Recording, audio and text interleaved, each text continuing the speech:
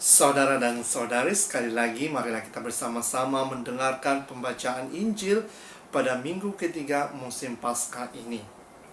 Tuhan bersamamu dan bersama rohmu. Inilah Injil menurut keterangan Santo Lukas. Dimuliakanlah Tuhan.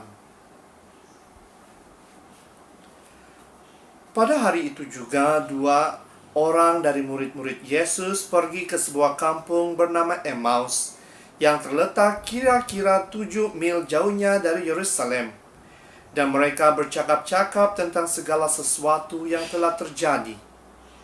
Ketika mereka sedang bercakap-cakap dan bertukar pikiran, datanglah Yesus sendiri mendekati mereka, lalu berjalan bersama-sama dengan mereka.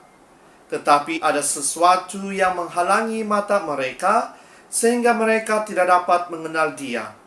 Yesus berkata kepada mereka, "Apakah yang kamu percakapkan sementara kamu berjalan?" Maka berhentilah mereka dengan muka muram. Seorang dari mereka, namanya Kleopas, menjawabnya, "Adakah engkau satu-satunya orang asing di Yerusalem yang tidak tahu apa yang terjadi di situ pada hari-hari kebelakangan ini?" Katanya kepada mereka, "Apakah itu?" Jawab mereka, "Apa yang terjadi dengan Yesus orang Nazaret? Dia adalah seorang nabi yang berkuasa dalam pekerjaan dan perkataan di hadapan Allah dan di depan seluruh bangsa kami. Tetapi imam-imam kepala dan pemimpin-pemimpin kami telah menyerahkan dia untuk dihukum mati, dan mereka telah menyalibkannya. Padahal kami dahulu mengharapkan bahwa dialah yang datang untuk membebaskan bangsa Israel. Tetapi sementara itu telah lewat 3 hari sejak semuanya itu terjadi. Tetapi beberapa perempuan dari kalangan kami telah mengejutkan kami. Pagi-pagi buta mereka telah pergi ke kubur dan tidak menemukan mayatnya. Lalu mereka datang dengan berita bahwa telah kelihatan kepada mereka malaikat-malaikat yang mengatakan bahwa ia hidup. Dan beberapa teman kami telah pergi ke kubur itu dan mendapati bahwa memang benar yang dikatakan perempuan-perempuan itu. Tetapi dia tidak mereka lihat. Lalu ia berkata kepada mereka, "Hai kamu orang bodoh, betapa lambamnya hatimu sehingga kamu tidak percaya segala sesuatu yang telah dikatakan para nabi." Demikianlah Injil Tuhan. Terpujilah Kristus. Saudara dan saudari yang seiman dalam Yesus Kristus, di dalam pembacaan Injil pada hari ini kita dapat mendengar bagaimana kedua para rasul dalam perjalanan balik ke Emmaus. Dan di dalam perjalanan mereka ke Emmaus, mereka berbicara mengenai Yesus yang telah didera dan dihukum di kayu salib. Sehingga kan apabila Yesus muncul bersama-sama dengan mereka, mereka tidak mengenali Dia. Sehingga kan Yesus mengatakan kepada mereka, "Apakah yang kamu bicarakan?"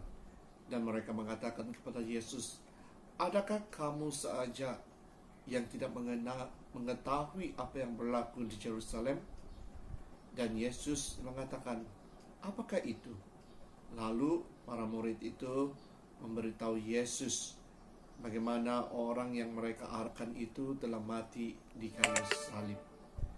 Dan di sini saudara dan saudari, kita dapat melihat bagaimana kerisauan, kekecewaan, ketakutan yang dialami oleh kedua murid itu. Sehingga kan mereka balik ke kampung halaman mereka dengan rasa kecewa, karena orang yang mereka harapkan itu sudah tidak ada bersama-sama dengan mereka. Itulah yang membutakan mata mereka, sehingga kan mereka tidak mengenali Yesus. Tetapi apa yang kita dapat pelajari daripada mereka adalah ketika mereka mendengar apa yang diperkatakan oleh Yesus mengenai dirinya, mengenai Yesus sendiri. Bagaimana mereka berdiam dan juga bagaimana mereka mempelawai Yesus untuk tinggal bersama-sama dengan mereka.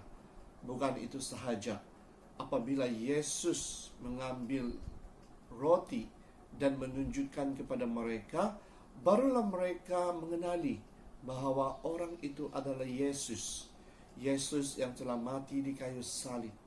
Dan apabila mereka menyaksikan sendiri dengan mata mereka, mereka kembali ke Yerusalem dan memberitahu kepada murid-murid yang lain. Dan di sini saudara dan saudari, kita harus mempunyai sikap seperti kedua para rasul ini. Walaupun kita kecewa apa yang berlaku dalam diri kita, tetapi kita harus mempunyai iman yang kuat. Iman kepercayaan kepada Yesus dan berani untuk bersaksi demi namanya.